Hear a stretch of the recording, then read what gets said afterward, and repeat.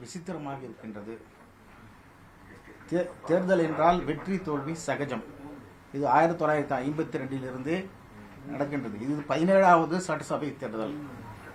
இந்த சட்டசபை தேர்தலில் புதுமையாக இருக்கின்றது. ஒரு 4 பெரிய கட்சிகள் தேர்தலில் நிற்கின்றன. 4 கட்சிகளும் ஜெயிக்க முடியாது. ஒவ்வொரு கட்சியில் இருப்பவர்களும் தங்கள் கட்சி தான் வெற்றி பெற வேண்டும் என்று நினைக்கிறார்கள். அதுக்கு நியாயம். அவர் என்ன செய்ய முடியும்? அவர் கேன்வாஸ் செய்யலாம், போய் ஓட்டு போடலாம். அதுக்கு மேல அவங்க எதுவும் செய்ய முடியாது. ஆனால் சிலர் மாயையில் இருக்கிற ஒரு போது சோசியல் மீடியாவில் தெரியுது. குழந்தைகள், எஸ்பெஷலி குழந்தைகள், இளைஞர்கள் எல்லாம் இந்த மாதிரி தன்னுடைய தலைவர் தான். இது கட்சிக்கு அப்பாற்பட்டு நான் சொல்கிறேன். இந்த கட்சி அந்த கட்சி என்று சொல்லவில்லை.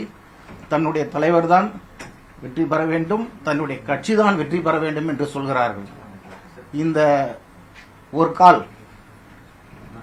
வெற்றி பெற்றால் கொண்டாடி விடலாம்.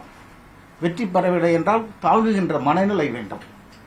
அந்த தாழ்கின்ற மனநிலை இப்பொழுது இருக்கின்ற இளைஞர்களுக்கும் குழந்தைகளுக்கும் இருக்கின்றதா என்பது சந்தேகம் இருக்கிறது. இது சோசியல் மீடியாவில் வருகின்ற செய்திகள் எல்லாம் மிகவும் மன வருத்தத்தை அளிக்க, அதிர்ச்சியாகவும் இருக்கிறது, மன வருத்தத்தை அளிக்கிறது. ஒரு பெண்மணி சொல்கிறார், இவர் தேர்தலில் வெற்றி பெறாவிட்டால் நான் என்னுடைய குழந்தைகளை கொன்றுவிட்டு நானும் இறந்து விடுவேன் என்று சொல்கிறார்கள். சில பேர் நான் என்னுடைய தன்னைத்தானே காயப்படுத்திக் கொள்வேன் என்று சொல்கிறார்கள்.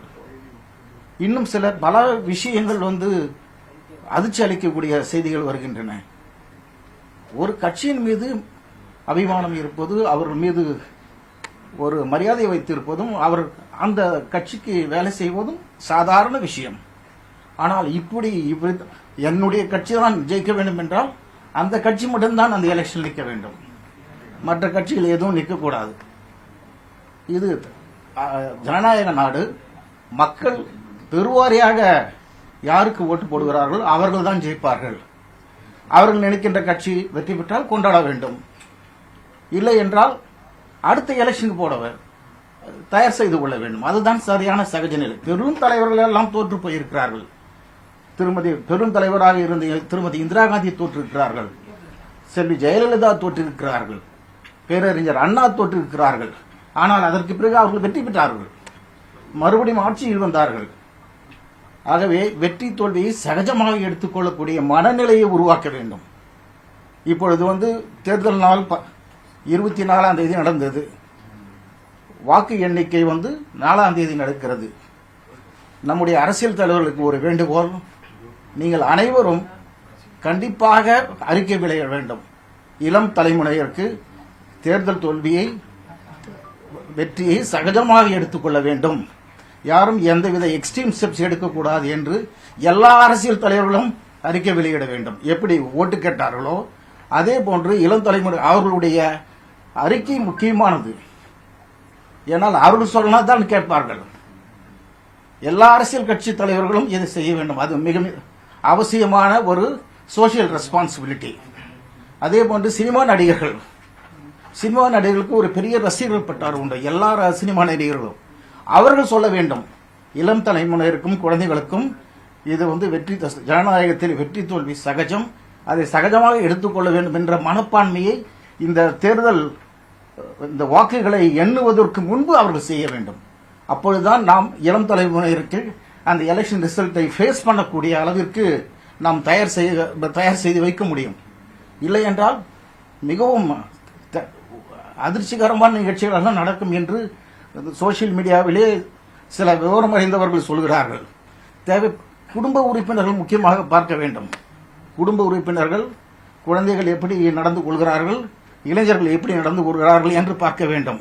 அவர்களை கண்காணிக்க வேண்டும். தேவைப்பட்டால் மருத்துவ உதவியை கூட அவர்கள் ஏற்றுக்கொள்ளலாம்.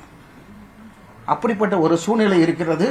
இது கட்சிக்கு அப்பாற்பட்டு நான் சொல்கிறேன். இந்த கட்சியை குறை சொல்வதாக யாரும் நினைக்க வேண்டாம். எல்லா கட்சியிலும் இதுமுறை தீவிரமான கொள்கை உடையவர்கள், தீவிர பற்றாளர்கள் இருக்கிறார்கள். அவர்கள் நம்ம கட்சி தான் வெற்றி பெறும் என்று கற்பனையில் இருக்கிறார்கள். ஜனநாயகத்தில் எது வேண்டுமானாலும் நடக்கும். நான் ஏற்கனவே சொன்னது போன்று பெரும் தலைவர்கள் எல்லாம் தோற்று போயிருக்கிறார்கள். ஆகவே அந்த தோற்று போனாலும் வெற்றி பெற்றாலும் சகஜமாக எடுத்துக்கொள்கின்ற ஒரு மனநிலையை நாம் உருவாக்க வேண்டும். இதுக்கு சமூக பற்றாளர்களும் ஓய்வு பெற்ற நீதிபதிகளோ அல்லது சமூக செயல் பெற்றாளர்களும் அறிக்கை வெளியிட வேண்டும். இதுபோன்று வெற்றி தோல்வி சகஜம். இளம் தலைமுறையினர்கள் பல தேர்தல்களை அவர்கள் பார்க்க இருக்கிறார்கள். வெற்றி பெற்றால் கொண்டாடுங்கள், வெற்றி பெறவிட்டால் அடுத்த எலெக்ஷனுக்கு தயாராகுங்கள். அப்படிதான் நம்ம எடுத்துக்கொள்ள வேண்டும். ஆகவே நான் கேட்டுக்கொள்வது, நம்முடைய இளம் தலைமுறையினருக்கு உங்களை நம்பி குடும்பம் இருக்கின்றது. நீங்கள் வளர்ந்து பெற்ற தாய் தந்தையருக்கு நீங்கள் அவர்களை பாதுகாக்க வேண்டிய பொறுப்பு உங்களிடம் இருக்கிறது. நீங்கள் தவறான முடிவுகளை எந்த வகையிலும் எடுக்க வேண்டாம். வெற்றி தோல்வி சகஜம் அரசியலில். இது ஜனநாயக நாடு. தவிர்க்க முடியாத தம்ப்நெயில்ஸ், கலக்கலான கண்டென்ட்ஸ், சினிமாவும் சீரியஸ் பிரச்சனைகளும், பல வருடங்கள் இடைவெளிக்கு பிறகு இந்த படத்துல ஒரு கலகலப்பும் கைகலப்பும், போயிட்டே தான் இருக்காரே தவிர பிரேக்கே இல்லாமல் பிரேக்கிங் நியூஸ் சொல்லும் தந்தி டிவி ஆப். இன்ஸ்டா தலைமுறை வரை இறங்கி அடிக்கும் தந்தி டிவியின் டிஜிட்டல் எக்ஸ்க்ளூசிவ். அது தண்ணிக்குள்ள போகும்போது ஹேங் ஆயிடுச்சு. உங்களுக்கு விஜய் சார் எந்த அளவுக்கு ரொம்ப பிடிக்கும்? Of course, Malayalis are huge Vijay sir fans. ரெண்டு பேருமே ரொம்ப பிடிக்கும் எனக்கு. தந்தி டிவி ஆப்பை இலவசமா டவுன்லோட் செய்யுங்க. ஃபாலோ பண்ணுங்க, சப்ஸ்கிரைப் பண்ணுங்க, என்ஜாய் பண்ணுங்க.